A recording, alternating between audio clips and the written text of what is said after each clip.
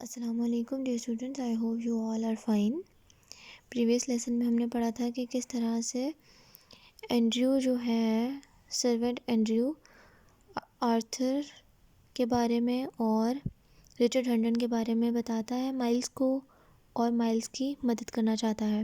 دا letter, اب letter کی باری ہے، جو لیٹر ایڈورڈ نے لکھ کر مائلز کو دیا تھا۔ Then one day a letter came to Hendon Hall۔ اب ایک اور لیٹر ہے جو کہ ہینڈن ہال آیا تھا۔ It contained terrible news، اس میں بہت ہی خطرناک خبر تھی۔ It said that you had died، اور اس میں لکھا تھا کہ آپ مر چکے ہیں۔ اب وہ مائلز کو بتا رہا ہے اینڈریو کہ وہ خط آیا اور اس میں ہمیں آپ کے موت کی خبر ملی۔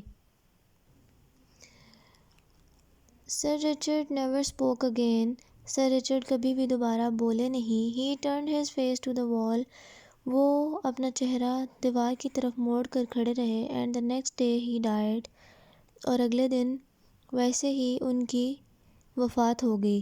Now Hendon Hall belonged to Huff، اب ہینڈن ہال جو ہے وہ ہف کا ہو چکا ہے۔ And a few weeks later he married the Lady Edith، اور کچھ ہفتوں بعد ہی ان کی وفات کے انہوں نے اپنے والد کی وفات کے کچھ ہفتوں بعد ہی لیڈی ایڈتھ سے شادی کر لی۔ Not long afterwards Lady Edith found a letter among her husband's papers، کچھ عرصے بعد ہی لیڈی ایڈتھ کو اپنے شوہر کے کچھ کاغذات میں سے ایک خط ملا۔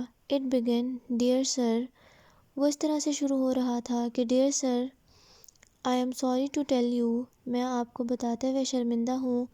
She realized that Huff had written that terrible letter to Sir Richard، اور اس کو فوراً پتہ چل گیا کہ یہ خوفناک خط اس کے اپنے شوہر نے ہی لکھا تھا سر رچرڈ کو۔ But what could she do، وہ اب کیا کر سکتی تھی۔ Huff was a rich powerful man، وہ بہت ہی امیر اور طاقتور انسان تھا۔ He had all his father's money and land and all hers too، اب اس کے فادر کی ڈیتھ کے بعد اور اس کے دونوں بھائیوں کی ڈیتھ کے بعد اس کے پاس سب کچھ تھا۔ ان کی ساری دولت، اس کے باپ کی بھی ساری دولت اور اس کی بیوی کی بھی ساری دولت اب اسی کی تھی۔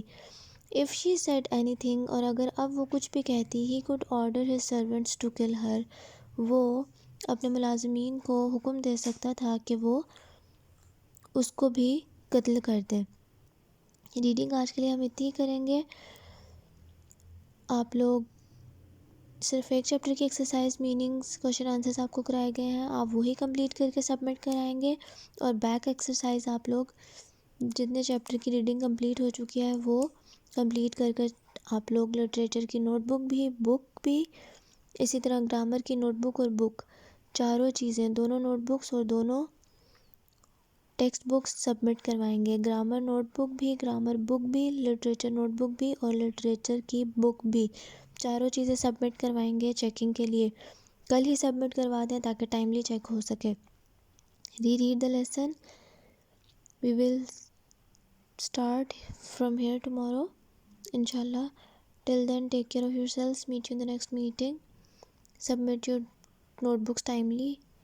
اللہ حافظ۔